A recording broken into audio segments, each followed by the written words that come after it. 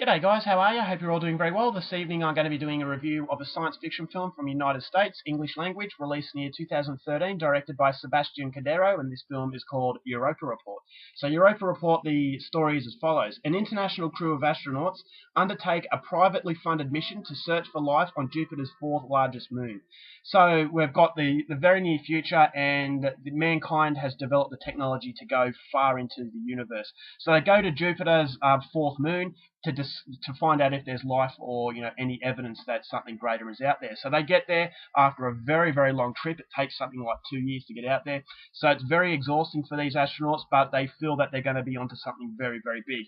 So they get there, and that's pretty much as far as I'm going to go. But I will say that they encounter problems during their trip, and basically the film is just documenting what this crew has gone through. So that's all I'm going to give you the synopsis. Whether or not they find life on this moon, that's something you're going to have to find out for yourself. So hopefully I've done a good enough job at making you want to go out there and see it.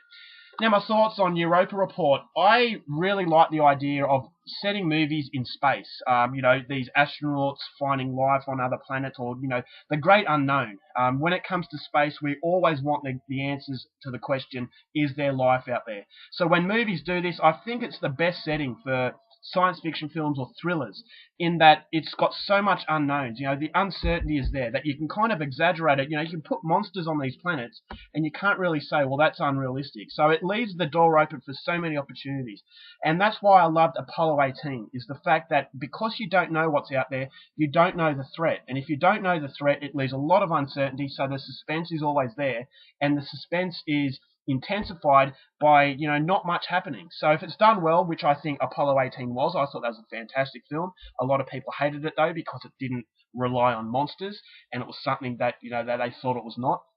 So for that reason, I would say go into Europa Report with a lot of caution, because this is not a monster film. It's basically about humanity's voyage into something that is completely unknown, and it's basically telling you how these people cope with it. It's a very character-driven film, and for that, I really like this movie. Now, it's a very atmospheric film, very similar to Apollo 18, in that, set on the moon, it feels like you're actually on the moon. I thought the cinematography was absolutely fantastic, better than Apollo 18 in my opinion, although Apollo 18 was very well done. I thought this was better. I thought inside the ship you felt comfortable, but as soon as you go outside onto this moon, you feel really panicky. You feel that, there's danger at any corner, and you want to get back inside this ship. So when these characters go out there, you feel their intensity, you feel their panic, you feel their claustrophobia, because out here it's been uncharted territory and anything could happen. So it's the anticipation that really gets you in the film, and that's what contributes to the suspense. And it feels like the director doesn't even have to try to get you on the edge of his seat.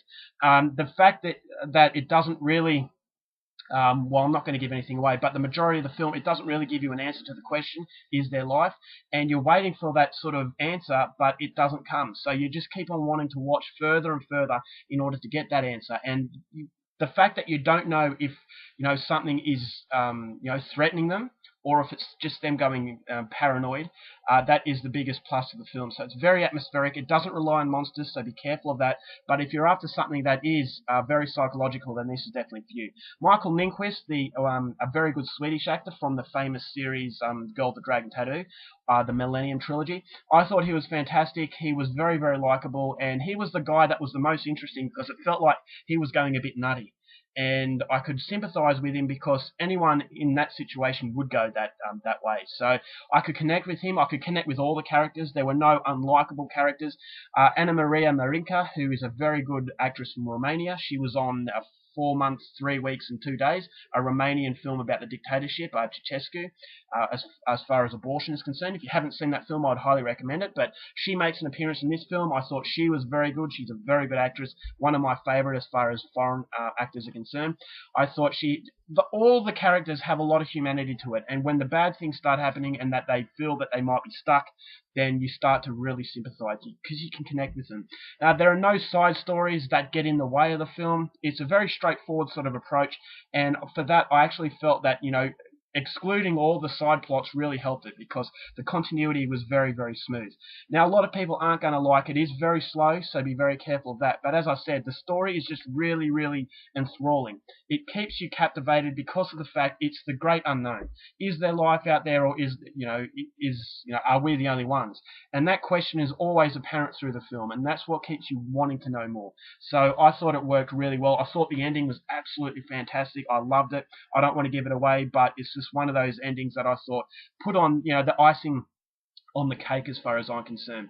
What else can I say about the film? It's just the overwhelming anticipation. It's suspenseful. It's a very suspenseful film, but it's more about the astronauts. It's more about the connection they get through their trip, the very long trip out to this moon, and it's basically what you'll do for each other when things don't go the way you plan. So overall, I really, really like Europa Report. I'm sure a lot of you out there who like science fiction will as well. But be careful. If you didn't like the fact that Apollo 18 didn't have monsters in the film, then you're going to not like this one because it's very similar, because it relies on atmosphere rather than standard traditional science fiction thrillers.